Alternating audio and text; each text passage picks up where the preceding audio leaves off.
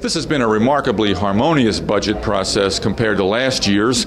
The only grumbling so far has come from some Democratic legislators who think the governor has gotten too cozy with Republicans and deserted them in this election year, and from some constituency groups who have seen their programs cut. Well, what we did was to make the fund a little more, I think, responsible. To saying that if we're going to use that money for tax relief, if the legislature is going to get around to doing it, they really should target it to families, middle-class families, and I think there are some parameters now, as opposed to a slush fund as it had been described. We've now said that fine, the money is there. If the legislature gets around to using it, it should be used in a targeted way. I think that's responsible. That effectively what this means is that we've got a $400 million surplus between the surplus, this fund, and the rainy day fund, and that's prudent. I think that's fiscally prudent. Why couldn't? I'm sorry. Go ahead, Herb. What kinds of things do you think should be used for? You want to put a deduction in for families? Is that well, what we're saying is there should be some parameters, and if whatever the legislature does, if they do anything, they should stick within some parameters to try to target the money. I personally have said that I think it should be targeted for a family deduction for middle-class families, but that will be up to the legislature. All we've done is put some parameters on the fund. The language that was in the fund before said the legislature could do anything or nothing, and that was not something I thought was fiscally prudent. I trust the legislature is going to be supportive of this. So it's not a slush fund anymore, as you kind of... What we've done, as I said, is put some broad outlines. That the old approach that the legislature wanted was really to do anything or nothing, and I just think that's not compatible with the degree of prudence and fiscal responsibility that I think we expect out of the legislative process. Didn't the legislature want to link a tax cut to a hike in federal taxes, and is that what you took out to sort of prevent that linkage from being made? No, what we took out was all of the ambiguity that would have authorized the legislature to use that money for almost anything. There were no limitations whatsoever with the broad, expansive language. What we've said is now, if they're going to use it, it should be used largely for family deductions and things of that sort. And what we're saying is that this money in these three different funds, the surplus, this tax fund, and the rainy day fund, are going to be used now with limitations. The rainy day fund has limitations. The surplus, of course, is limited by what the legislature says, and this fund now is limited by this language. So will you support a tax cut in the fall if there is one? Well, I will be happy to take a look at a responsible tax cut if the legislature passes one. I'm the one that laid out the outlines of what I thought was a responsible tax cut that would be targeted, not one that would provide more tax benefits to people who make over $150,000. That is not, I think, equitable. What we want to do is target the relief so as to provide it to the people, the middle-class people who need it most. Governor, you said you thought the legislature would be supportive. Did you notify them in advance of what you were going to do? No, what I say, I think they will be supportive. Obviously, no guarantees. But I am confident that the legislature will look at this, and I'm hopeful that they will acquiesce. But no, I have no guarantees of that. Are you surprised that you're done this fast? You got 2 days left in the fiscal year, and you're... The answer is no, I'm not surprised.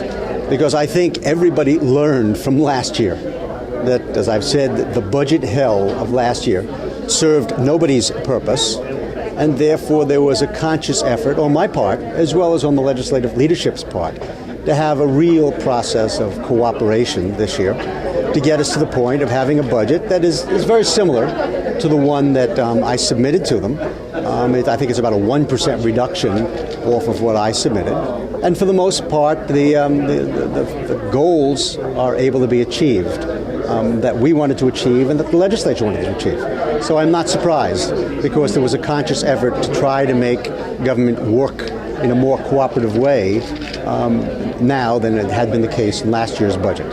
I will tell you that the cooperation that we had in trying to deal with school financing, with budget refinancing and bond refinancing, all of those things were a good signal that the budget process would be resolved easily, because we took off the table many of the most contentious issues at the end of last year.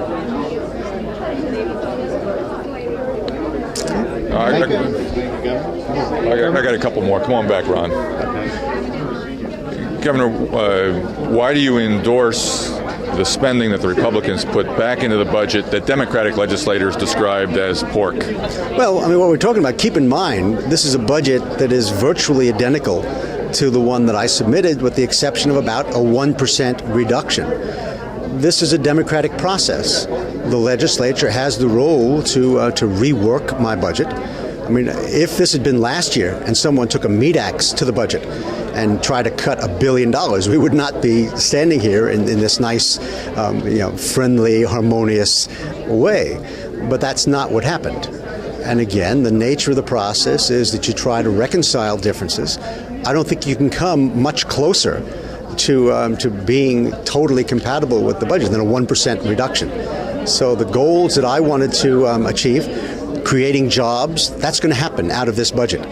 Having a good school system funded, that's going to happen out of this budget. And I'm very pleased that the budget comes as close to funding the programs that I wanted to as it did. What do you say to Democratic legislators who voted against this budget and who may think that you're being a little too cozy with the Republicans for the sake of your reelection and you're not thinking about their reelection? Well, my responsibility as the governor is to make the state government work. We now have a budget that will allow us into this next year to make the state government work.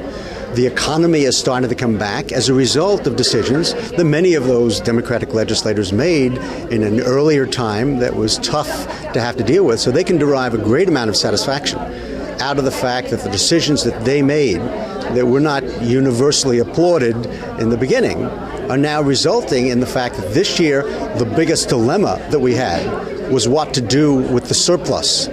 That's just not an accident. The hard decisions that those people made have resulted in the economy coming back with the surplus being provided. But my job as governor is a bit different than a legislator's. My job is to make the system work, and this budget allows us to make the system work. There are some cuts. You say it's about a 1% difference from the budget you submitted. I read that about $81 million has been cut out of human services programs during this process. Does that concern you? Well, of course it does. The human service programs we are going to have to try to deal with. In the middle of the year, if there's a clear understanding that because of what the legislature did, we have difficulties, we will have to come back and try to make some adjustments. But the bottom line is, when you talk macroeconomically, when you talk about the big picture, this is a budget that is virtually identical to the budget that we submitted, and therefore I felt the need to be supportive of it. Back to the tax aspect again. You say that you just tried to clear up some ambiguities. Wasn't there language in that budget bill, the language that you vetoed out of that budget bill, didn't it link a tax cut to a hike in federal taxes? The answer is no. What the language did was to say that you can do anything you want to do, or you can do nothing. There were virtually no limits on what that fund could be used for under the broad, ambiguous language that was in it before.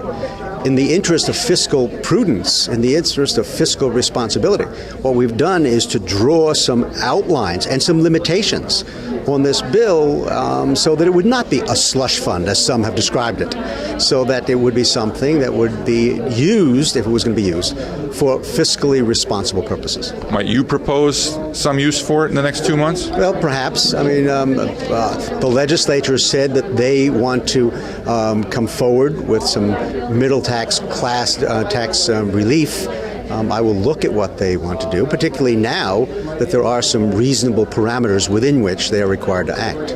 Can they still do nothing? Set up and cut away. Please. Yes. They can still do nothing That's with right. the fund. They can keep it in the surplus. That's right. Okay. Which is a $400 million surplus cumulatively, which is there's probably no other state in the nation that has been able to change its fiscal picture around so dramatically over the last 2 or 3 years.